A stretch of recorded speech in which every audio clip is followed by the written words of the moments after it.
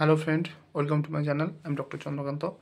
আজ আপনাদের brain stroke কমাতে, ব্রেন স্ট্রোক প্রিভেনশন করতে কি কি খাবার খাওয়া উচিত, অর্থাৎ কোন কোন খাবার খেলে স্ট্রোক থেকে রেহাই পাওয়া যায়, আজকে সেই বিষয়ে আলোচনা করবো। চ্যানেল নতুন, চ্যানেল সাবস্ক্রাইব করবেন। চলুন শুরু করা যাক। তো ব্রেন স্ট্রোক প্রিভেনশনে যে খাবারগুলোর কথা মাথায় আসে, প্রথম হচ্ছে ফ্যাটি ফিশ বা চর্বিযুক্ত মাছ। অর্থাৎ এই সমস্ত মাছে ওমেগা 3 ফ্যাটি অ্যাসিড বেশি থাকে, যেটা আমাদের মস্তিষ্কের জন্য ভালো। যেমন স্যালমন মাছ।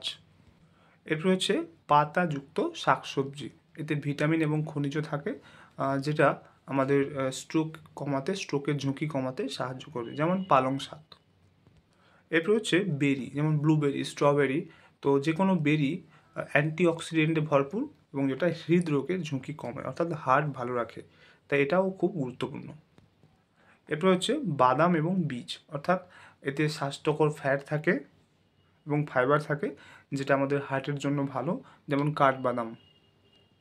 এরপর হচ্ছে হোল গ্রেন বা আস্ত শস্য, এর মধ্যে ফাইবার থাকে, এটি কিন্তু কোলেস্ট্রল নিয়ন্ত্রণে রাখে, যেমন ওটস, ব্রাউন রাইস ইত্যাদি। এরপর হচ্ছে ব্ল্যাক কফি।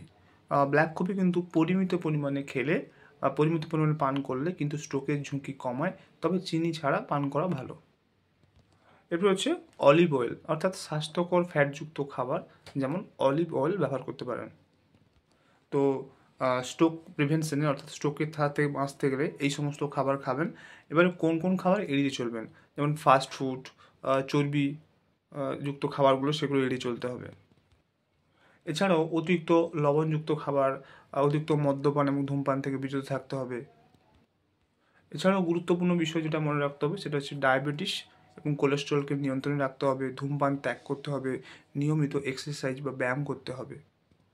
তো আজকে জানলেন যে কোন কোন খাবার খেলে আপনাদের স্ট্রোকের ঝুঁকি কমে, অর্থাৎ স্ট্রোক হওয়া থেকে বিরত থাকবেন, এবং কোন কোন খাবার এড়িয়ে চলতে হবে এবং কোন দিকটা খেয়াল রাখতে হবে, আজকে সেটা জানলেন। তো আজকের ভিডিও এই পর্যন্ত। চ্যানেল নতুন, চ্যানেল সাবস্ক্রাইব করবেন, লাইক করবেন। Thank you for watching.